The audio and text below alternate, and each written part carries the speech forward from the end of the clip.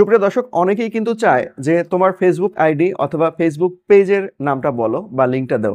তখন আমরা কি করি, ফেসবুক পেজের নাম দিয়ে দিই কিন্তু, বা প্রোফাইলের নামও দিয়ে দিই, কিন্তু সেই নামে আরও একাধিক প্রোফাইল অথবা পেজ থাকায় আমরা কিন্তু খুঁজে পাই না।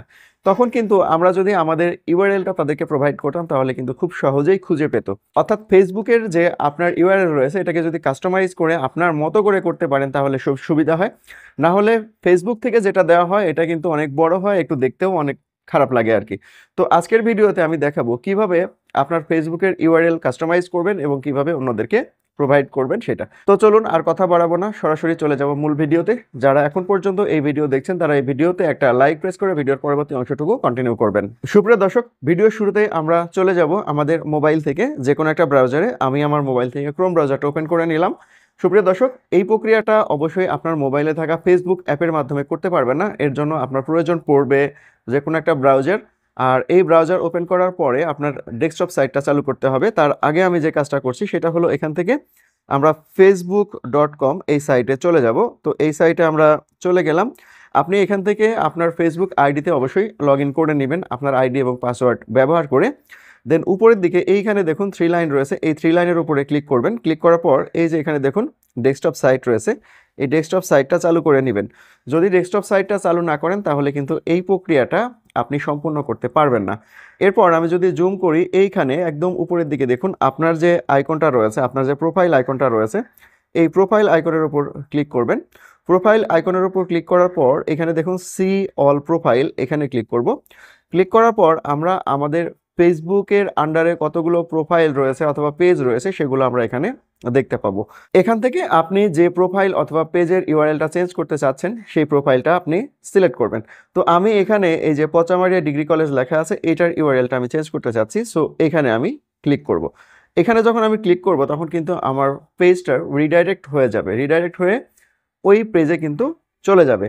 দেন এখন এখান থেকে আমাদের কাজটা হবে ঠিক একই রকমভাবে, এখানে যে প্রোফাইল আইকন রয়েছে এই প্রোফাইল আইকনের উপর আরেকবার ক্লিক করা। আমরা এখানে আরেকবার ক্লিক করলাম। ক্লিক করার পর এখানে দেখুন যে জিনিসটা আসছে সেখানে আমাদেরকে যেতে হবে, সেটা হচ্ছে এই যে সেটিং অ্যান্ড প্রাইভেসি, এই সেটিং অ্যান্ড প্রাইভেসির উপরে একটা ট্যাপ করব। এখান থেকে আবারও আমরা এখানে সেটিং আছে, এই যে এখানে দেখুন সেটিং আছে, এই সেটিংয়ের উপরে আমরা ক্লিক করব।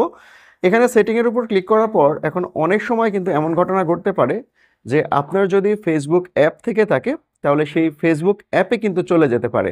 তো ফেসবুক অ্যাপে রোধ করার জন্য আপনার ফেসবুকে যে অ্যাপস রয়েছে সেখান থেকে আপনি চলে যাবেন। যে এইখানে দেখুন আমার মোবাইলে যদিও এটা হয় না, অ্যাপস ইনফোতে গেলে এই জায়গাটাতে ডিফল্টের একটা অপশন থাকে, বাট আমার মোবাইলে কিন্তু এই অপশনটা থাকে না। এটা কিন্তু আমার মোবাইলে অলরেডি ডিফল্ট আকারে কিন্তু ফেসবুক আছে, এটাকে আনডিফল্ট আকারে করার কোনো সুযোগ নাই। তো আর এই অ্যাপসটা যদি থাকে আমি সেই কাজটা করতেও পারবো না। তো এর জন্য আমি আমার ফেসবুক অ্যাপসটা এখান থেকে আমি আনইনস্টল করে দিলাম। এখন আনইনস্টল হয়ে গেল, এখন আবার ক্রোম ব্রাউজারে চলে যাব। এখন এখান থেকে আবারও আমাকে একই রকম কাজ করতে হবে। দেখুন একদম প্রথমে চলে গিয়েছে, এখান থেকে আবারও এখানে যাব, দেন এখান থেকে সেটিং অ্যান্ড প্রাইভেসিতে যাব, তারপর আবার সেটিংয়ে যাব। এখন কিন্তু আমার আর অ্যাপসে রিডাইরেক্ট হবে না, কারণ যেহেতু অ্যাপসটা নাই সো রিডাইরেক্ট হওয়ার কিন্তু আর সুযোগ নাই। এখন এইখানে আমরা যদি আসি বাম পাশে তাহলে এখানে দেখতে পাবো যে এই যে পেজ সেটআপ নামে একটা অপশন আছে, এখানে এই পেজ সেটআপের উপর একটা ক্লিক করতে হবে। এখানে ক্লিক করার পর একদম উপরের দিকে যদি যাই তাহলে আমরা এখানে দেখতে পাবো নেম। এই নেমের উপরে আপনারা অবশ্যই দেখতে পাচ্ছেন স্ক্রিনে এই যে নেম আছে, এই নেমের উপরে আমরা একটা ক্লিক করব।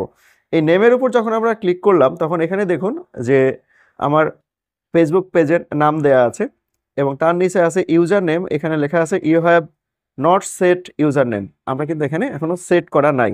তো এখন এই ইউজার নেমটাই আমরা সেট করব। তো তার জন্য কি করব, এখানে ধরুন এই যে এডিট অপশন আছে, এই এডিট অপশনের উপর ক্লিক করলাম।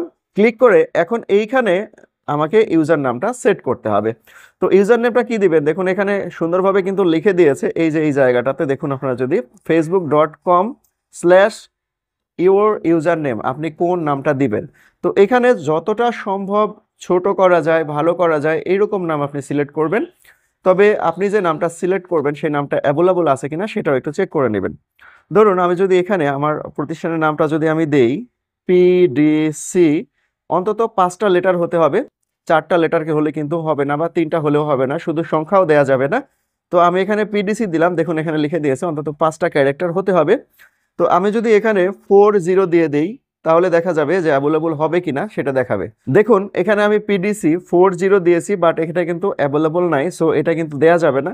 তো আমাকে কি করতে হবে, এটাকে চেঞ্জ করতে হবে। পিডিসি এখানে আমাকে অন্য কিছু দিতে হবে। ধরুন আমি এখানে যদি 9 to 4 দিই তাহলে এটাও অ্যাভেলেবল নাই, সো আমাকে এটা চেঞ্জ করতে হচ্ছে। তো আমি এখানে পুরো নামটাই এবার আমি দেওয়ার চেষ্টা করছি, পোচামারিয়া কলেজ দিয়ে দিলাম, কলেজ। দেখুন এইবার কিন্তু অ্যাভেলেবল আছে, পোচামারিয়া কলেজ। বানানটা আপনি ঠিকঠাক মতো লিখেছেন কিনা এটা একটু চেক করবেন। দেন এখান থেকে এই যে সেভ চেঞ্জ লেখা রয়েছে, এই সেভ চেঞ্জের উপর একটা ক্লিক করবেন। তো আমি এখানে ক্লিক করলাম, তাহলে এটা কিন্তু সেভ হয়ে যাবে। এখানে আপনার যদি ফেসবুকে পাসওয়ার্ড দিতে বলে তাহলে আপনি আপনার ফেসবুকের পাসওয়ার্ডটা দিবেন। অনেক সময় পাসওয়ার্ড চায়, আবার অনেক সময় পাসওয়ার্ড চায় না। আমি আমার ফেসবুকের পাসওয়ার্ডটা এখানে দিয়ে দিলাম, দেন এখানে সাবমিট বাটনের উপর ক্লিক করব। তো সাবমিট বাটনের উপর ক্লিক করলে যদি পাসওয়ার্ড ঠিক থাকে তাহলে আমার ইউজার নেম সেট করা হয়ে যাবে ইনশাল্লাহ। তো এখন দেখুন আমার কিন্তু ইউজার নাম সেট করা হয়ে গেছে। তো আমি যে কাজটা করব যে আমার মোবাইল থেকে আরেকটা ব্রাউজার আমি ওপেন করব, আসলে চেক করে দেখবো আসলে করা যায় কিনা, আসলেই যাচ্ছে কিনা। তো এখানে আমি ক্রোম ওপেরা মিনি ব্রাউজারটা ওপেন করে নিলাম, দেন এখানে ফেসবুক আমি লিখব, ফেসবুক facebook.com, তারপরে একটা স্ল্যাশ সাইন হবে। দেন এখানে আমরা লিখব পচামারিয়া। আপনার যে ইউজার নামটা আপনি দিলেন সেই ইউজার নামটা আপনি এখানে দিবেন। দেন এখানে গো করবেন। গো করার পর যদি সরাসরি সেই জায়গাতে চলে যায়, অর্থাৎ আপনি যে সাইটটাতে প্রবেশ করতে চাইলেন, আপনার ফেসবুক পেজ অথবা প্রোফাইলে যেতে চাইলেন, সেটাতে যদি যায় তাহলে ঠিক আছে। দেখুন অলরেডি কিন্তু সব ঠিকঠাক আছে, আমি কিন্তু সেই পেজেই চলে গিয়েছি। যেহেতু এখানে লগ ইন করা নাই কোনো আইডি দিয়ে, এই জন্য এখানে আসবে না। যদি লগ ইন করা থাকতো তাহলে চলে আসতো। তারপরেও এখান থেকে কিন্তু আমরা এখানে সব কিছু দেখতে পাচ্ছি যে কোথায় কবে পোস্ট করা হয়েছে না করা হয়েছে সব কিছু কিন্তু এখানে দেখা যাচ্ছে, যদিও এখানে কোনো আইডিতে লগ ইন করা নাই। তো আপনি চাইলে খুব সহজেই কিন্তু আপনি আপনার ফেসবুক পেজ অথবা প্রোফাইলের ইউআরএল কাস্টমাইজ করে মানুষকে প্রোভাইড করতে পারবেন। তো এই ছিল ভিডিওটা কেমন লাগলো অবশ্যই কমেন্টে জানাবেন। আর সবাই ভালো থাকবেন, সবাইকে অনেক অনেক ধন্যবাদ।